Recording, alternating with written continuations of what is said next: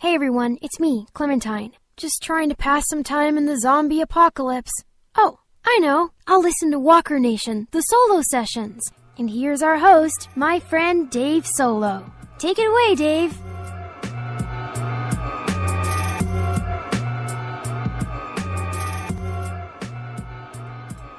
All right, Walker Nation, welcome to Walker Nation Presents the Solo Sessions. This is episode 3. I, again, am your host, Dave Solo. At the top of the show, that was Clementine from Telltale's The Walking Dead games, voiced by our good friend, Melissa Hutchison. So again, welcome to this third edition of the Solo Sessions. I hope you've been enjoying them. Lots of love coming from them. And it was also great to hop back and do our regular walk. Not that we're irregular here, but the first Walker Nation podcast last week. We talked about the Wolfman with Jason Kabasi, and then last week we talked about dolls. Scary dolls, scary puppets, and the amazing special guest I have with me on this edition of the Solo Sessions knows those categories very, very well. This is my dream guest, if you will. I met him about a year ago at Halloween Horror Nights last year, while I was in line for the pretty much one of the best houses of all time, the Michael Myers Halloween House. He is the Director of Entertainment and Creative Development for Universal Theme Parks. And he is the genius that leads the team behind Universal Orlando's Halloween Horror Nights. Ladies and gentlemen, it's Mr. Michael Aiello. How are you, sir? I'm great. How are you, Dave? I'm fantastic. Again, I can't thank you enough for joining us. It's an absolute privilege to have you on Solo Sessions with us. It is my pleasure, absolutely. I'm glad we could get this figured out. Absolutely. I know you're a busy guy, and you're starting the bullet train into HHN season, right? Absolutely, yeah. It's a nonstop train. You kind of have to jump onto it as it's moving. Right, yeah, and try not to stand in front of it. Yeah, it's definitely picking up speed, and we're gearing up to our event in October, September, our 25th anniversary of Halloween Horror Nights. I mean, already, you know, we saw the teaser came out the other day. I retweeted it. I watched it. The fact that Jack is back just floored so many people. I physically had to get up and run around a little bit, run around the table. That's how excited I was. And he looks better than ever, and we're really excited about that. Yeah, no, we are too. And you know, it's every year we're looking for, you know, what is it we want to kind of bring to the table, and definitely for our 25th, it just felt right to, you know, bring back what we think, and as I think most of the fans feel, is one of the greatest horror night icons that's ever been created, and that's Jack the Clown. And to bring him back for our 25th anniversary and kind of an evolution of him, so to speak. Right. He's a little bit grittier, maybe even a little more realistic than maybe the looks he's had in the past few years. But yeah, he's back, and he's a badass. Oh yeah. And we really wanted him to kind of take the reins on the event and present all of the amazing content we have to offer this year. Yeah, it's going to be fantastic again. We'll be there. This will be our 11th year in a row that we've attended the event. Thank you. Yeah, it's amazing. And put a throwback Thursday picture up on our media sites of my wife and I at Sweet 16. One of my favorites. You know, I saw that. I usually have like 5 minutes in the day to kind of go through Facebook when I'm not on the Twitter account. Yeah, I saw you were out in front of the arrival stage. Oh yeah, loved that show. Yeah. Sweet 16 was amazing, as well as I think 20. I loved all the scare zones with the icons, the different set pieces. But we'll get into that a little bit later. And okay. like I've said, you know, before, and this is the honest truth, and anybody who's listened to the podcast or knows me knows that my motivation, you know, behind starting my company, Walker Nation LLC, a year ago, was to cover the HHN media event and meet and speak to you. So I feel great that you're here, and it's a culmination of my passion for Halloween Horror Nights and why I started my company in the first place. Well, you know, and I thank you for that, and you know, I've said this in a lot of other, you know, talks I've given to fans and people who love horror. You know, it's my pleasure, it's our pleasure as fans of horror to put on an event like this year after year and really give the horror fans something to look forward to every single year. That's really what we set out to do. You know, as we recreate the event year after year is is come at it from the standpoint as a fan. You know, what would we want to see as a horror fan? Right. And hopefully, at the end of the day, you know, we're creating something that people really enjoy and want to come back to, and we get to keep creating. You know, it's kind of this awesome reciprocal thing that goes on. You know. Yeah, and it's, you know, at the risk of sounding cheesy or corny, you know, the event, I think, has become a part of, you know, a lot of people's lives. And again, it's inspired people, and it's changed lives in a lot of ways. Like I said, I started a company based on the fact that this is, you know, it's something to look forward to every year. And then when you're there, it's for those of us that are in love with the horror genre and Halloween, it's our summer camp. It's our twisted summer camp. You know, you see people that you've seen before. Yeah, no, I completely agree. You know, if I wasn't the guy that was kind of, you know, leading the teams to create it every year, I'd be coming every year just like everybody else, you know, enjoying it and experiencing all the content. And so, yeah, it's just a blast every single year. And the fans of the event are just awesome people. And, you know, just like horror fans in general, any horror convention I go to, it's the same fans of Horror Nights, you know, and they're always just super passionate about it. And I love to have discussions about horror films. And we just, it's like horror is the ultimate, like, icebreaker, you know, with horror fans. You know, you may not know somebody at all, and then within 5 minutes, it's like you know them your whole life because you're batting around everything you love about, you know, Halloween and horror. You know. Yeah, and well, if you love horror, you are in the right place, Mike. Let me tell you, that's what we do. But you know, I read every time you do an interview, I read it every time you do a panel. I just saw your panel where you discussed the icon, the never used icon. And we'll talk about that in a little bit. But every time you do this stuff, you know, it really is obviously centered around HHN and what you do. But, you know, I want to get to know the man a little bit more, you know, behind the madness, if you will. You know, so we have that's great. We have a lot of common interest between Halloween Horror Nights, obviously. I know you're an MLS fan. I myself have been a Revolution season ticket holder for a long time. New England Revolution, that is. I'm new to MLS. I mean, ever since Orlando City, you know, put their stakes in the ground here in Florida, it just kind of caught the bug. And I went to a couple preseason games and just loved it. So I immediately got season tickets. And it's just a blast. It is great. Absolutely, we have to go to a game sometime. Especially when I'm down there. And I know you also love pro wrestling, and I know you've attended NXT, and I saw you tweeting about NXT last night. And I myself, obviously, is a huge fan, and have a lot of friends in the business, and dabbled in it myself in the late '90s, if I date myself. You were a wrestler, or? Yeah, I was on the Indies. Oh, nice. Yeah. So it's funny because you know we share a mutual friend, Scotty Too Hotty, the man himself. Yes, Mr. Garland, he's amazing. He's a good guy. He's great. I just actually saw him at a show in Maryland. I was in Maryland for work a couple weeks ago and saw him there. And he's fantastic. And we share we share stories and stuff. Obviously, mine aren't nearly as cool as the man himself, former tag team champion, but it's good to go back and forth. Creator of the worm. Yeah, master of the worm is what we use. That's right. So Mike, what kind of kid were you? Like, you know, what did you do? What kind of things were you into as a kid? Yeah, I was, I probably mean, like many other kids that love, you know, pop culture now. You know, I grew up with all the same things. You know, I'll be 37 next month. So, nice. So yeah, I was a kid of the '80s. You know, Star Wars and Blade Runner and Goonies. You know, what's that? Goonies. Goonies, yeah, of course, right. Goonies. Gremlins, you know, all these just amazing, you know, '80s, you know, cult, pop culture movies that have, you know, have become that status now, but were just the movies you watched when you were a kid growing up. My father was a huge classic monster fan, so he's the one that kind of got me turned on to classic monsters at a young age. And he just would just talk about them, you know, right. And I you know, sought them out on VHS and I just fell in love with the classic monsters. Frankenstein's like my all-time favorite classic monster. Mm-hmm. I remember watching that as a kid, you know, late at night, and you know, just the glow of the TV kind of filling my room, and you know, people watch it now and they're like, this isn't scary, but man, it really did. It affected me as a kid. It really did, and that was just kind of the gateway for me into. You know, I lived relatively close to a video store, so I would walk, you know, to the video store and pick up VHS tapes of things that I probably shouldn't have gotten, but the store owner was pretty pretty cool, you know. Right.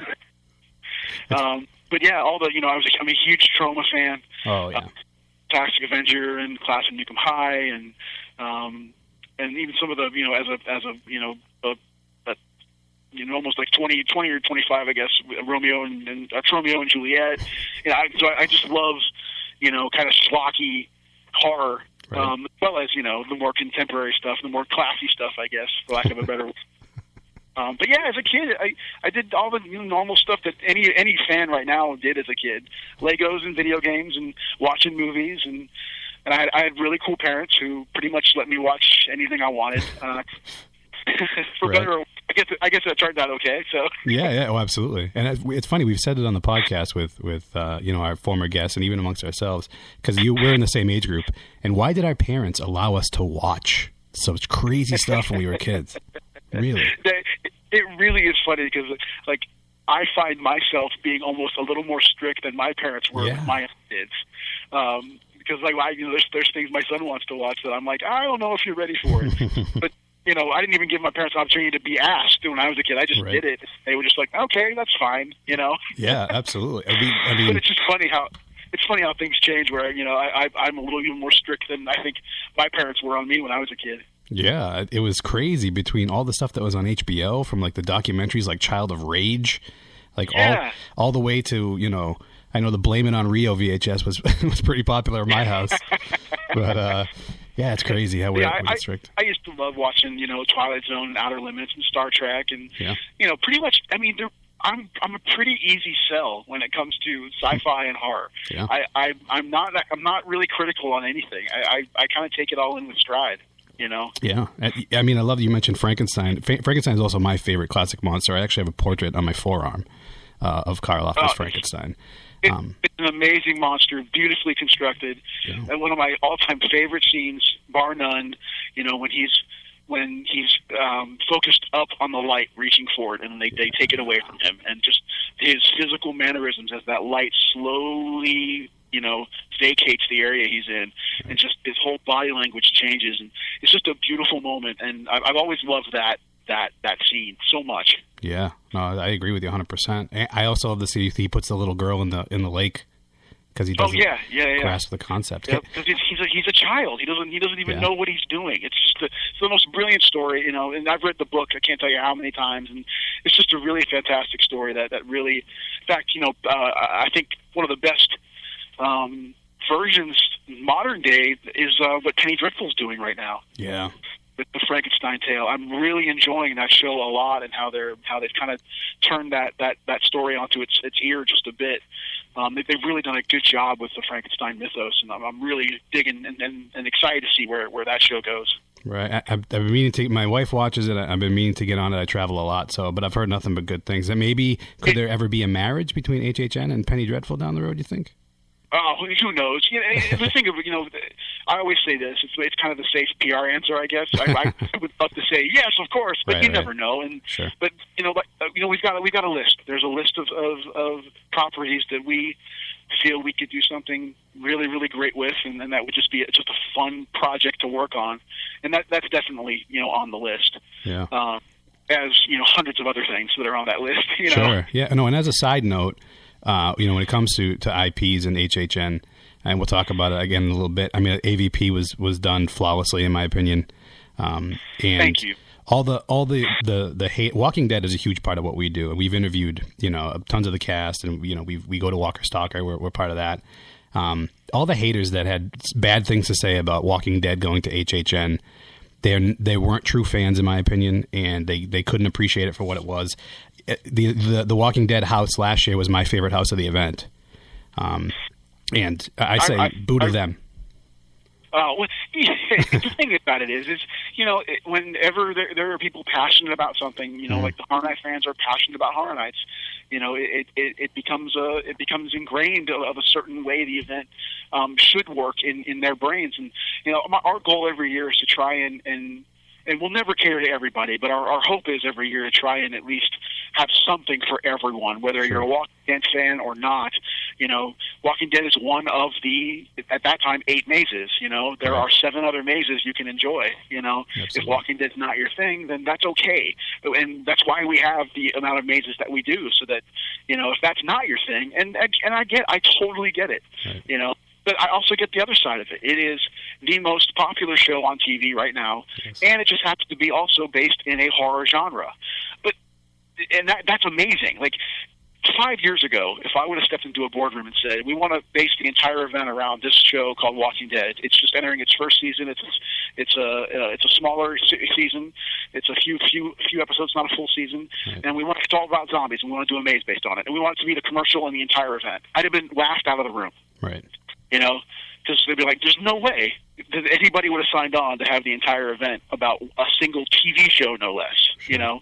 But that show is a beast. It is a being unto itself as far as who it touches, mm-hmm. and who watches that show and who reacts and responds well to it. Its demographic is huge. So from the business side of things, because that's also the theme park is a business. It is definitely a brand that draws people to our parks. Sure. And every season we're thankfully given a lot of new environments to be able to work off of, right. and are able to do something with it. Now, it'll remain to be seen if it's coming back again this year. We'll see. I can't say, Sure. I can't confirm or deny whether it is. But no one can deny the popularity of that show. And I feel like we're doing it better every year after year, Yeah, absolutely. And it's, like you said, it's smart business, 100%. But I just, again, and I know you got to be a little PR with this kind of stuff, and I definitely can appreciate that and have love for that. But I just wanted you to know, and I will speak on behalf of all real Horror Nights fans, you could put a house, from All in the Family or something, and we'll still go and we'll still love it because we appreciate, the effort that goes in, period. Well, I appreciate that, Dave. And you've also just revealed the first maze, which is All in the Family maze. You heard it first here. There it is. On this podcast. So. Mm-hmm. Walker Nation exclusive, zombie Archie Bunker will be in the house. Ethel? Walker All in the Family rather was pretty scary in a lot of ways. Oh, I mean, that show was revolutionary. Yeah, there were episodes that had content that you would have never seen on primetime TV. Yeah. There was a whole episode about Edith being potentially raped. Right. That was an episode. That was an episode. You're watching it, over dinner, and it's like, oh my God, mm-hmm. that show broke so many boundaries. But right. we digress. Yeah. Let's definitely digress from that. But the point is, we'll go and we'll love it regardless. You mentioned as a kid you loved, and again, we're the same age, so you loved a lot of the 80s stuff that we did in sci-fi. Oh, so yeah. what's your favorite, if you had to pick a sci-fi maybe movie from the 80s or even a show? Well, let's do both. Your favorite sci-fi movie, franchise, and show. Sci-fi movie. Well, that's tough because I like so many movies, and as a kid, I was not the type of kid that would just watch what was new or at that time had just come out. Right. My dad pretty much kind of gave me a nice variety of movies that I should watch. I absolutely love This Island Earth. Okay. It's a sci-fi film. Yeah. It's super cheesy, now, but man, I just loved the Metaluna creatures in that movie, how they looked. I used to draw them, Nice. all the time just because I liked how they looked. Let's see, growing up, sci-fi, all the Star Trek movies, I loved growing up. I saw, every one that I could have, understood, in the theater. Obviously the original series, Yep. or the TV show. Last Starfighter. Okay, yeah. That's As a sci-fi movie, it was probably the one I watched probably the most as a kid. I used to love the idea that video games were a training ground for a huge epic battle happening in space. I just thought that was the coolest idea. And I remember, when I was playing, I had an Atari 5200. I remember playing that as a kid, and just hoping that I was going to get chosen based on my score. That's awesome. Yeah, that's great. I remember. And I I love the score to that film too. The score to Last Starfighter is just gorgeous, and so that one's always kind of stuck with me as far as the sci-fi. Yeah, good stuff. And I'm a huge Star Trek fan as well. Really good stuff. And you mentioned games, right? So have you been you've been a big gamer for a while, 5200. Oh yeah. Since day one. I had every single Atari system. I had the NES with the Power Pad. Mm-hmm. Power Pad was amazing. Oh man, that was like the coolest thing ever when that came out. And then you discover while you're playing it, hey, wait, I don't have to actually run. I can just kneel down and just hit it with my hands, and it does the same thing. Oh, the ingenuity. See, I think ingenuity is lost in some of today's youth. They don't get to sit on their hands and knees and hit a pad. Yeah, they never had to deal with the challenges of operating a power glove. Yeah, the power glove, man. I need one of those, and I would, if I had one now, I'd probably put it in a glass case. Is that weird? Yeah. So maybe if I make it to the media event, I'll have a power glove on. Sure. Okay. Cool, man. Yeah. And then we'll present you with a power glove. We'll have a giant ceremony and a power pad. So so again, love for a lot of awesome things as a kid. Did you love theme parks as a kid? Was that something you did often? Yeah. I was born and raised in Orlando, so nice. I mean, theme parks were my thing growing up. It's we went to Disney, probably once a month I went to Disney, and then when Universal opened in 91, that was the place. I actually have a history with the park even before working here. My grandfather was he worked at City Hall, Orlando City Hall, and he was basically in charge of all the inspections for every building on the studio property. Oh wow! So I was actually here on property a few months before it actually opened. For just they would just do soft opens every now and then, and he would take me whenever the soft opening was happening. I remember walking down Hollywood Boulevard. It was just me and my grandfather and maybe like 6 other people, and we went and got they were. It was the first time Mel's Drive-In was open, and he and I had a hamburger outside Mel's Drive-In. We're one of the first people to eat there. Wow, that's amazing. So Universal's kind of been ingrained in my youth. It's been a part of my life since I was a young preteen. Right. And I know you're a family man too. So did you take your kids there when you were really small? When they were really small, again? Did you take your family there when they were really small as well? Were you eager to have them share in that experience? Oh yeah, absolutely. Well, I work here. My wife works here as well, so they kind of have to sometimes. Right. But yeah, no, my kids are total theme park brats.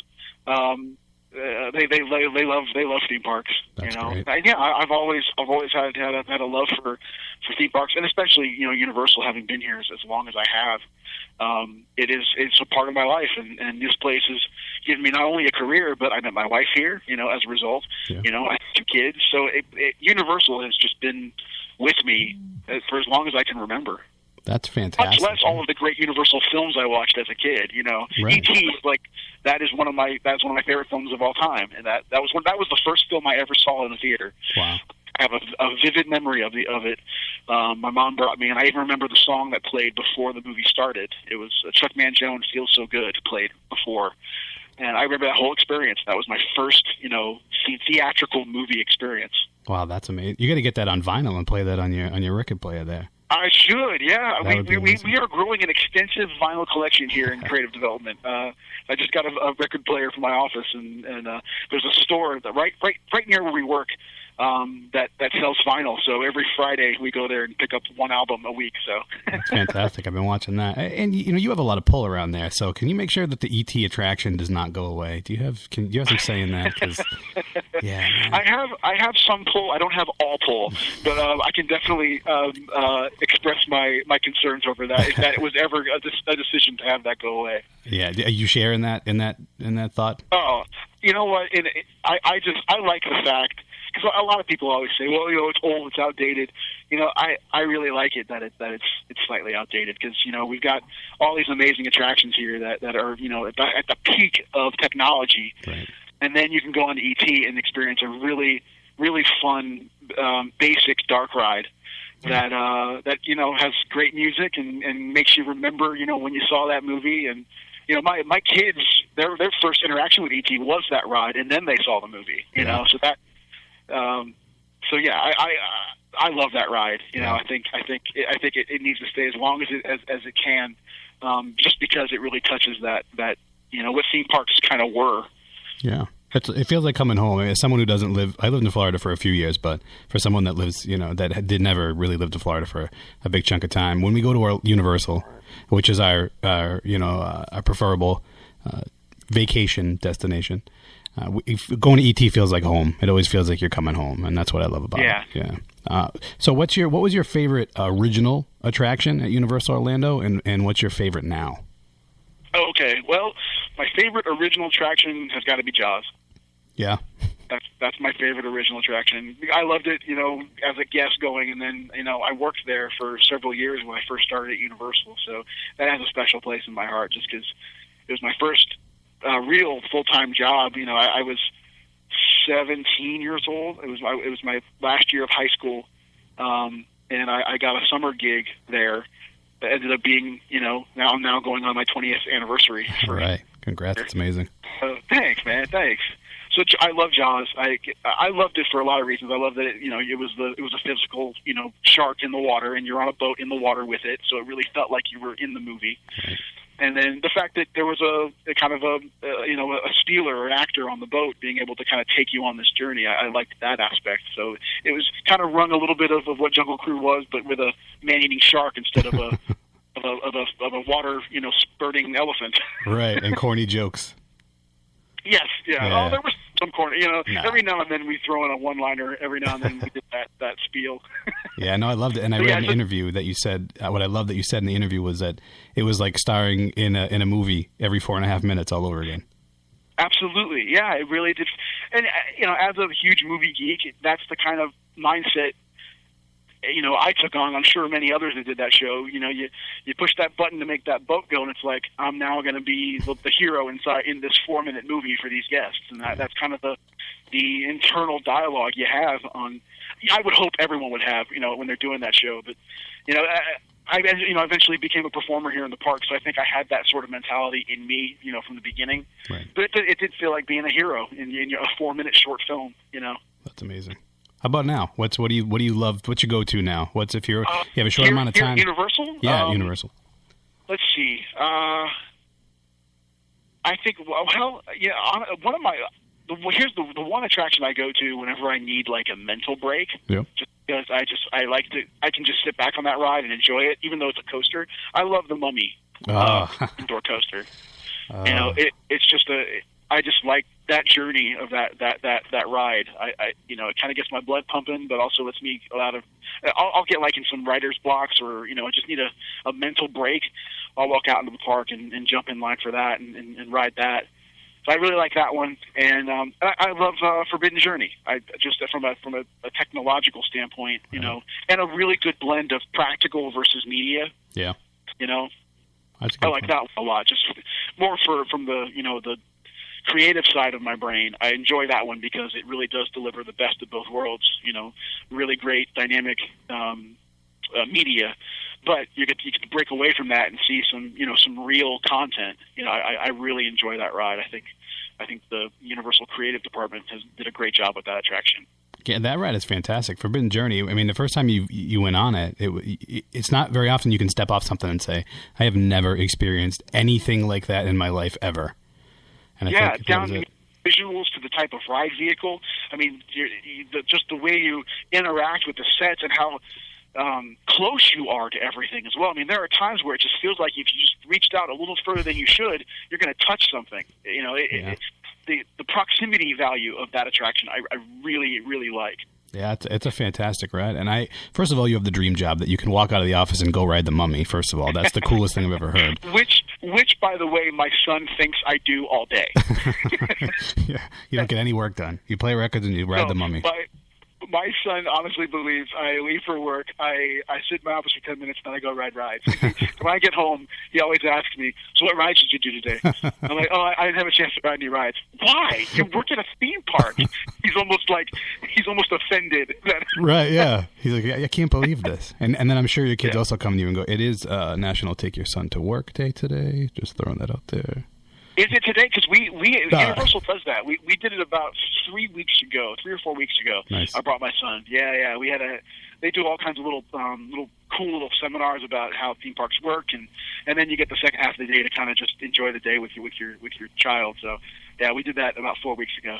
That's amazing. I agree with you with the Mummy too. I think it's 11th anniversary too today, by the way. Today, that's right. Yeah. That's crazy. But I love it. It's pretty much, it's the perfect balance. It's one of those rides that when you get off, you want more immediately, and I think that's always the mark of a good attraction. Yeah, I agree. Yeah. Speaking of your family, what are their favorite attractions? Oh my gosh, my wife gets motion sickness, so she doesn't ride a lot of rides. Okay, yeah, maybe not. She likes shows and the parades. My son's favorite ride is Spider-Man, and my daughter's favorite ride is Transformers. Yeah, well, that ride's amazing. My daughter is 6, and I have never heard her laugh longer or louder than on the Transformers ride. That is amazing. Who does she like? Does she like the Decepticons or the Autobots? Oh, she's definitely she likes Bumblebee. Oh yeah, who doesn't? Yeah. Are those guys? I saw some footage of Bumblebee, the meet and greet with Bumblebee, and he's really getting into it now and playing songs to people, and that's fantastic. Yeah, we added some audio for him so that he can have he can communicate exactly like Megatron and Optimus does, but in his own cool audio stem way. Yeah, that's beautiful. That ride, that's a gorgeous ride. It's amazing. It's a really the fact that it's 2 levels, but you don't even realize you're going up to a second level. Yeah, right. It's like the theme park nerds like me that read it online and they're like, I need to make sure I see where I go up. But if you're not paying attention, you don't know. No, yeah, you don't have any sense of it. We've reached the half-hour mark, and this is. I want to jump into HHN and really, dig the fingers. And if I can be selfish for a little bit, because I have a podcast, so I guess I can be selfish, and I have the man himself on with me. This is yours. You can do with it what you will. Right. Well, in that case, let's go back to All in the Family. No, just kidding. Okay. You are a meathead. See, you're giving away sound clips from the house now. You guys heard it here first. Yeah, Sammy Davis. We'll have a Sammy Davis animatronic in there. Yeah, it just goes downhill from here, folks. We've lost all control. Before we start firing away with questions, I want to share with you for a little bit my very first HHN experience. And please. My wife and I, we had moved to Florida. We had a house built, and we lived on the East Coast, and always something I wanted to do. I was actually there for 13. That was a director year. Yep. And my dad was not a fan of jump scares, so he really didn't want to do it. But I picked up some merch anyway. But on 15 was the first year we went, and it was at Islands. That was the last year, full year. It was at Islands fully, rather. And the very first experience, we went in sober as nuns, which is debatable whether you should do or not. And our very first experience ever with HHN was the Demon Cantina. Yeah. And we walked out of it was just, sensory overload. It was like almost From Dusk Till Dawn, but it was bikers and the vampires, and they were all over the place. It had some Dusk Till Dawn inspiration in it.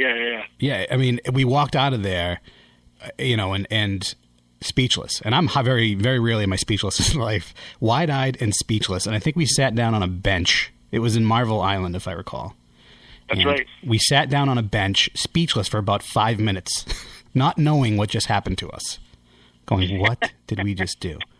And then almost simultaneously, we came alive, and we looked at each other, and we were like, what's the next one? We got to go to the next house. Yeah. So that was our first experience, was 15 in Demon Cantina. That's great. Yeah, I was a performance captain that year for the street program and co-writing Bill and Ted that year. Bill and Ted is always fantastic, A. And B, that year, that Jurassic Park scare zone is probably my favorite to this day. Yeah, when the event was in Islands is a unique park because it's so themed. It's very difficult to put content in there that if you want to take somebody someplace else, it's really difficult to do because the areas are so themed. You know, if you go to Jurassic Park, it always has to be something forest or jungle related. You can't get away from that. Right. And that's most of Islands. Was that sort of scenario where you're trying to find things that feel like they'll fit in that land. Whereas the studios, even though they have themed areas, you can the streets are wide enough where you can kind of forget about your buildings and just really concentrate on the content you create within it. Right. It's a lot harder to do at Islands because the pathways there are so narrow in that park. But man, I loved the event when it was at Islands. You know, it was just the Terra Coentus year and director year and caretaker. That was the first year we were at Islands, and it was just I wasn't at a creative level in the streets or the mazes yet at that point. I was merely Bill and Ted. But I just remember, you know, I worked with the performers more than anything else. I was a performance captain, so you know, I'd give direction to the performers, you know, teach them how to scare effectively, scare safely. And that was my role those years. But I just remember just really enjoying the scare zones in that park, just because everything's on top of you. You know, it's almost claustrophobic even without any scares. You know. Right. Right, you feel trapped. If you're on the middle of the island ring, you're trapped. I think that was the beauty of it, and I loved that year. Yeah. That year was fantastic, and you do an amazing job every year. But that year, you know, was the first, so you always remember your first, right? Absolutely. I remember mine. It was Fright Nights. I remember going through Dungeon of Terror, and that was the first haunted attraction I'd ever been through, and it was me and my father, and my head exploded literally. I mean.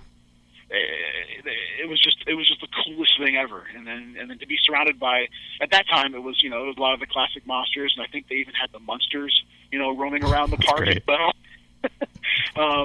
But yeah, it was the coolest thing. Your first Horror Nights experience it's very tough to top that one because you're going in completely cold, you know. Yeah.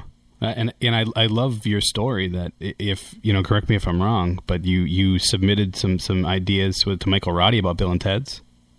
Yeah.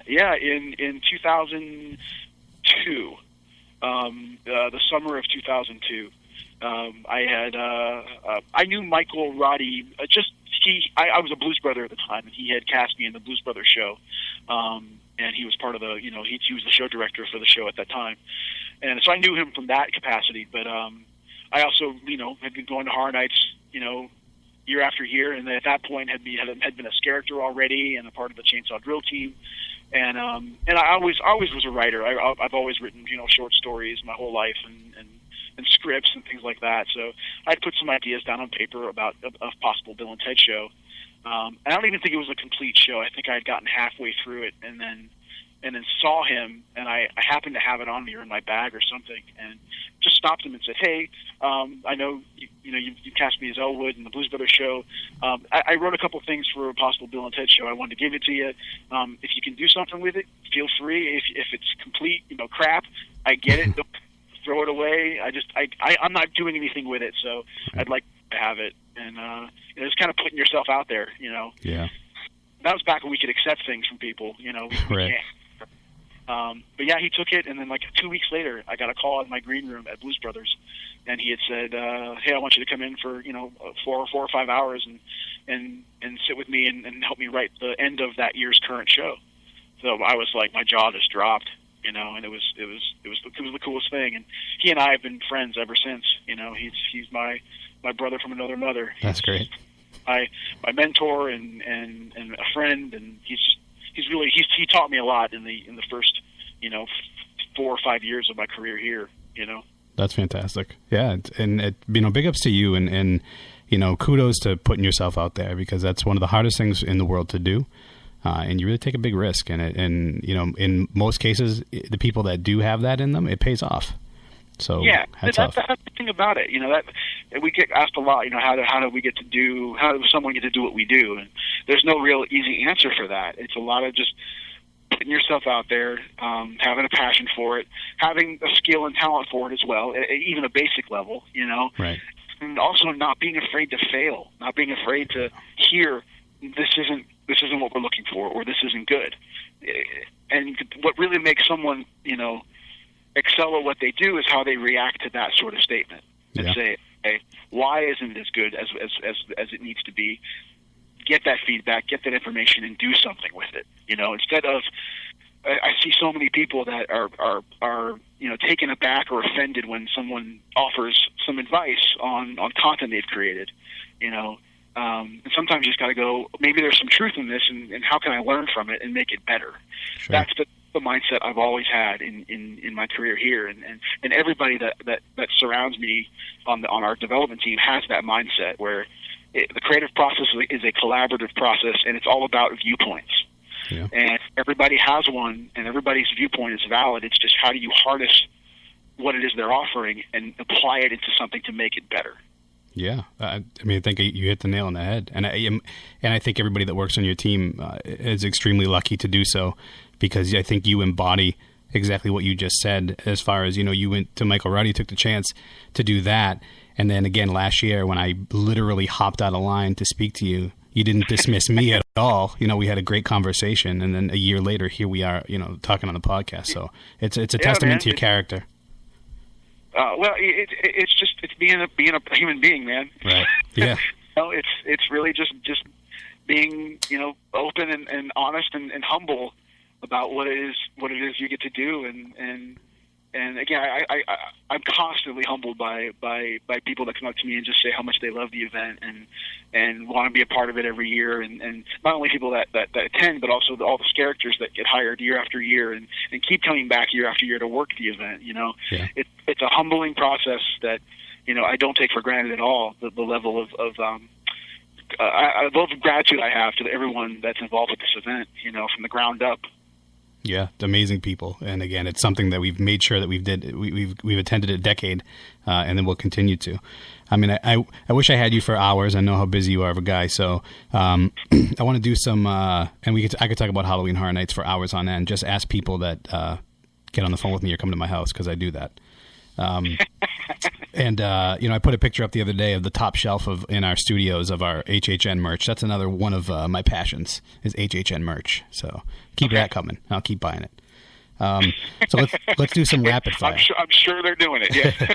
Let's do some rapid fire HHN questions if we can. Okay, I'll do my best. Awesome. Well, first of all, do you have any props? Do you keep a prop every year from a house? I try and keep something. I'm slowly running out of wall space in my office, but I try and keep something from every year. Did I have something from last year? Oh yeah. I have the Terminus map on my wall. Oh wow! From the Walking Dead house last year. I'm just looking at my office right now. I've got the horrific painting from Cabin in the Woods. Oh yeah. Of the dogs ripping apart the lambs. Yep. I have that. I'm looking at it. It's right across from my desk. It used to be behind me, but I felt it was intimidating people coming to my office, and I'd have to look at that and look at me. And I've got a mask from An American Werewolf in London, one of the Nazi soldiers, the Nazi demons. Oh, yeah. That's my favorite house of all time, by the way. Oh, dude, that maze was an absolute dream to do. Much less the content, but then to be able to have a real working relationship with John Landis was just those are pinch me moments that I also don't take for granted either, because again, like I said, I mean I'm a fan as much as I am a creator of this event, and to be able to work and collaborate with Landis on his film, translating that into a maze was just, man, it was just absolutely awe, all the time.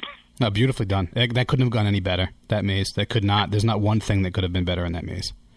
Yeah, it was a perfect storm of all this great talent involved to get that to be what it was, and it was really, it was John trusting us to create something that is on film into a reality that, and having him be able to say, hey, you can do this, was just awesome.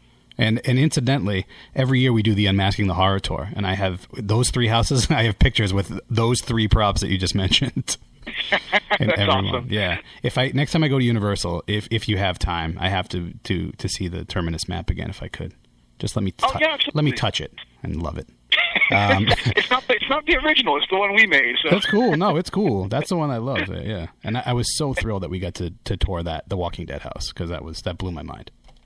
Great job. We were really happy with last year's maze. We the scale of that maze was just something we had to do with it being the 3rd iteration, but also too it really worked out that season just had so many different environments for us to work within. I think if the season hadn't offered that, I don't think we would have done a maze of that capacity. It'd have been something else, Right.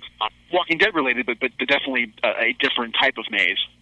Every season kind of offers up its own version of how we think we can translate, a Walking Dead maze.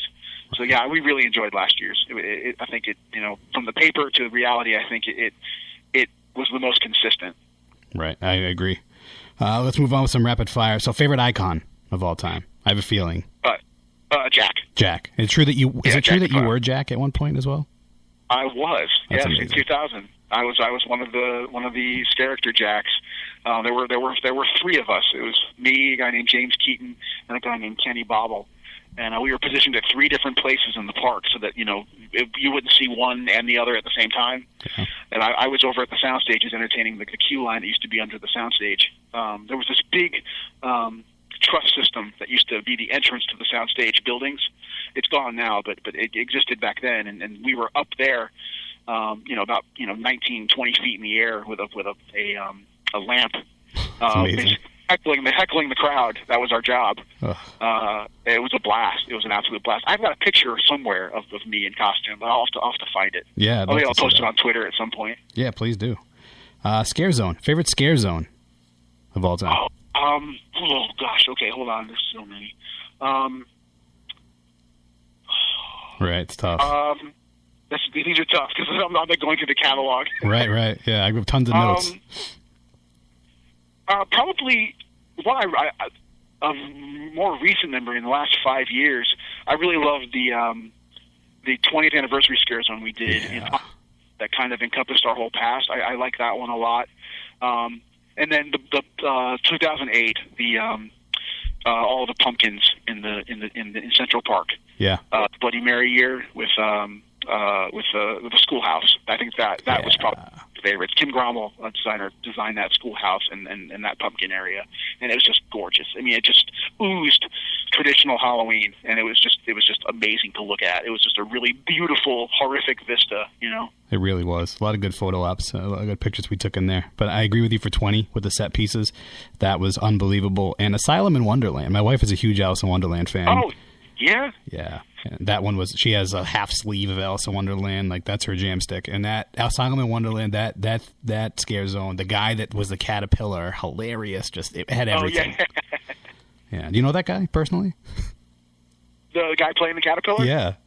Yeah, there were two guys. There were two guys that did that. Yeah, the one guy we saw, maybe they were just very similar in voice, but with a real gruffy voice. That was fantastic.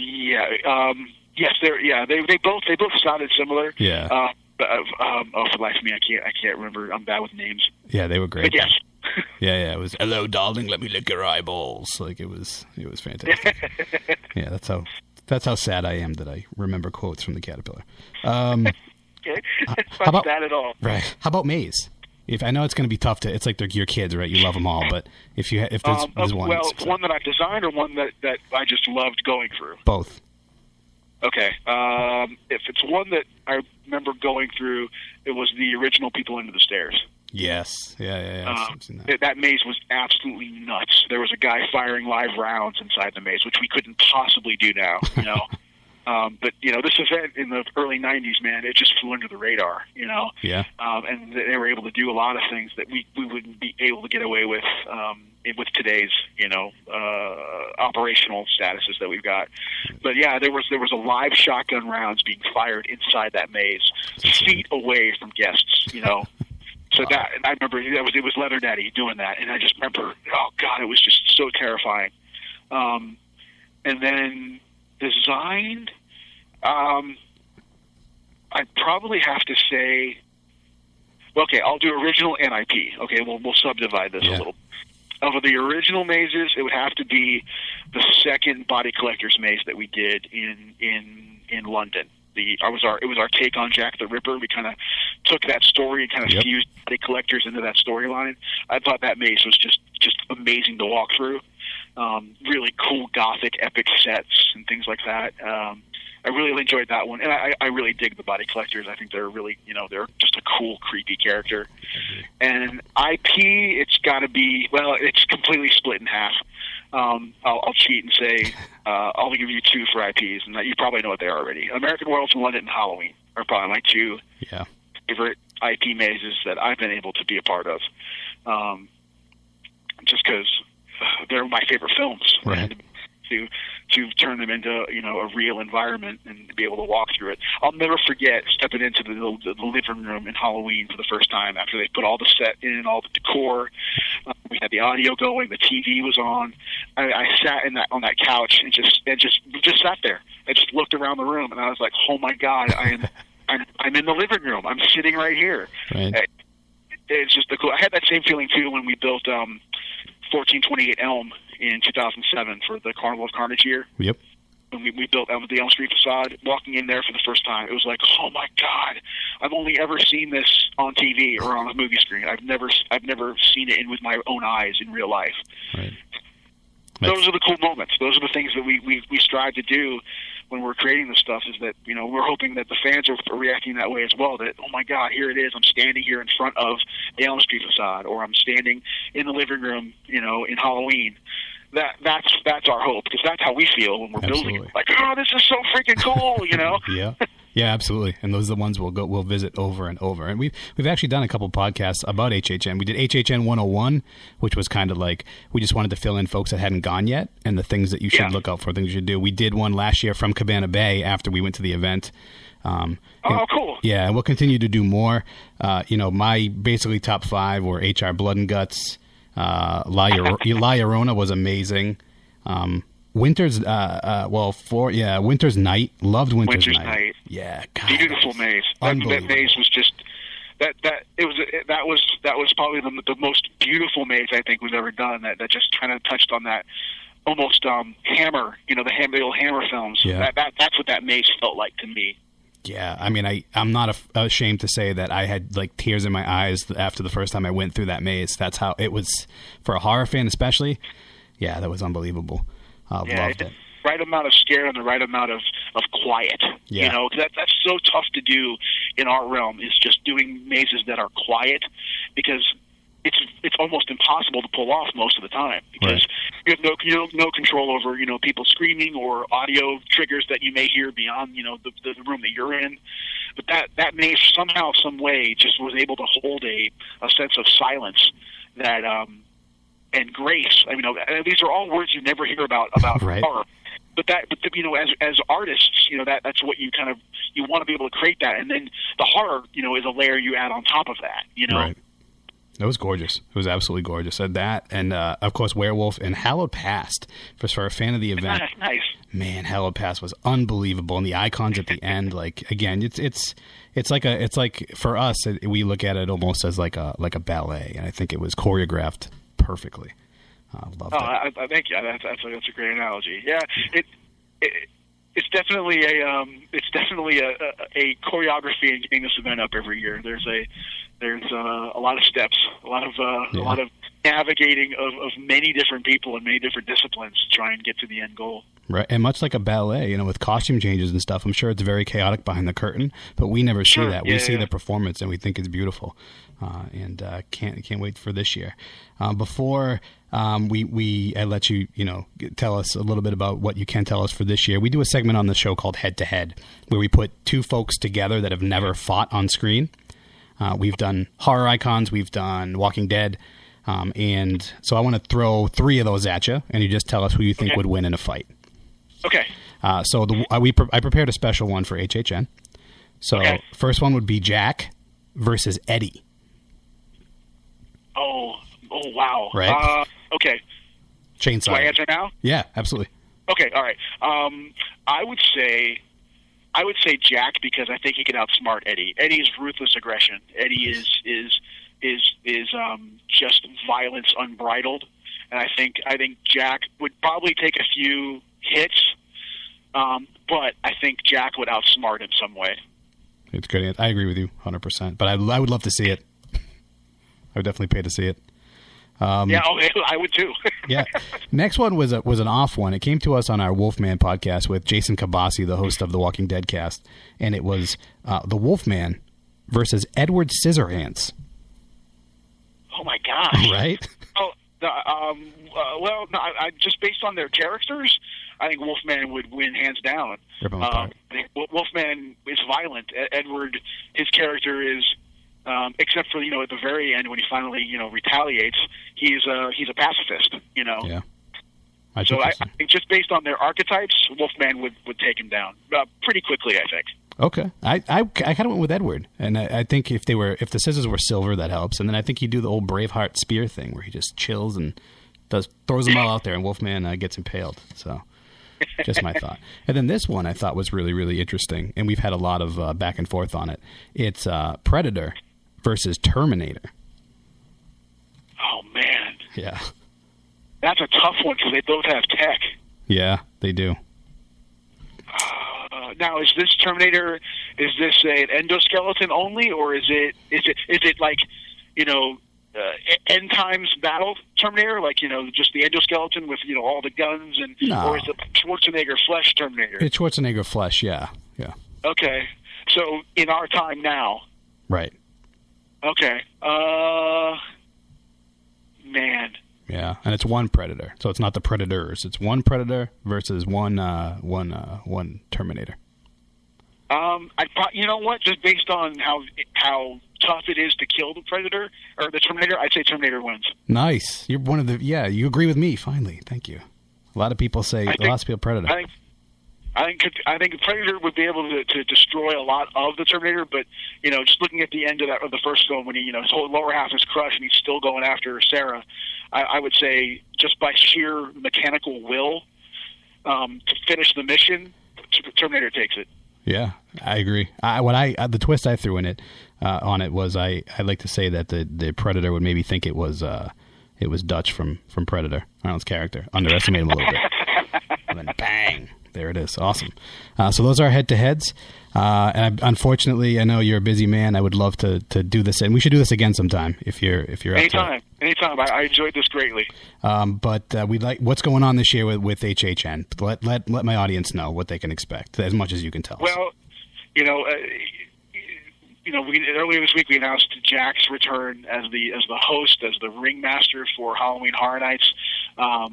He's back, and we're pretty much saying he is Horror Nights. Jack is Horror Nights. He represents all of the qualities that our event represents. It's the tricks and the treats, and Jack's bringing it. And the horrors we have in store that we'll reveal over the next few months, I think the fans are going to be happy with, because I do feel like we talked about before, it's trying to appease as many audiences as possible with the event and what we have to offer, and I think we're touching on something for everybody.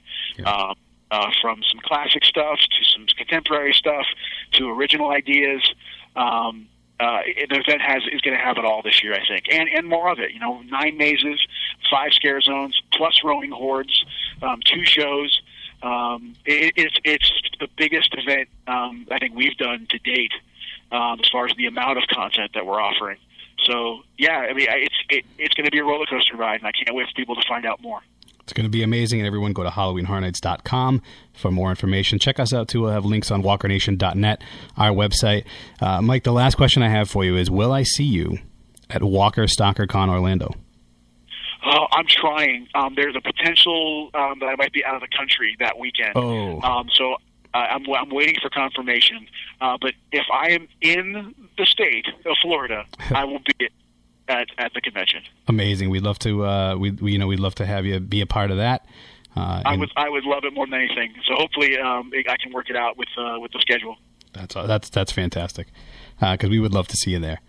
I've never been to a Walker Star convention, so I'm looking forward to it. So I hope it happens. Yeah. It's not here in Florida. Maybe I'll travel. The other locations. You guys are all over the place. It's everywhere. Yeah, we'll be there. We'll be in Philly, New York, New Jersey, Atlanta. We'll be everywhere. So. Awesome. Looking forward to that. And check out, our YouTube channel, Walker Nation TV. So youtube.com/Walker Nation TV. We have some compilation videos from the Walker Stalkers cons, so you can get a feel for that as well. Awesome, man. So, Mike, I cannot thank you enough for joining me. I had a blast. I mean, that hour flew by. So thank you so much for taking time. This was great, man. I enjoyed having just awesome conversation. It was great. And again, if by some chance I get to the media event, there will be a Power Glove waiting, and we will present the Power Glove to you, sir. I'll look forward to that. Awesome, man. Thank you so much for joining us. So everybody, again, check out WalkerNation.net, HalloweenHorrorNights.com for more information. And the Twitter page too. That's me on there. So. That's the man himself. He works 25 hours a day, if you can imagine that. Yeah. At Horror Nights ORL. That's a direct line to my phone. Yeah, make sure you check direct line to Mike's phone. So when I need to see that Terminus map, Mike, bang, and or all in the family screenshot. Thanks again, Mike, for joining us. We really appreciate it. We hope to talk to you real soon. Absolutely. Yeah, let's do this again. I enjoyed it. Awesome. So for everybody else, we'll see you pretty soon on our regular Walker Nation podcast and on the solo sessions. So for Mr. Aiello, I'm Dave Solo, and we'll see you next time right here on Walker Nation. Love you, Carl. Walker Nation. Walker Nation. Walker Nation, yeah.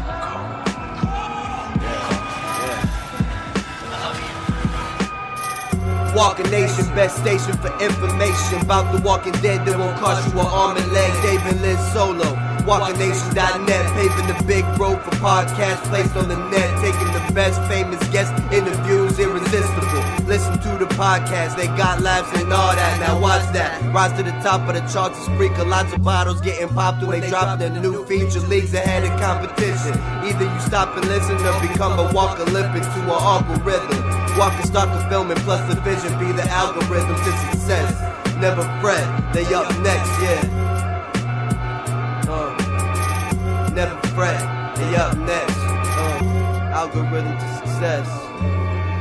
WalkerNation.net, yeah.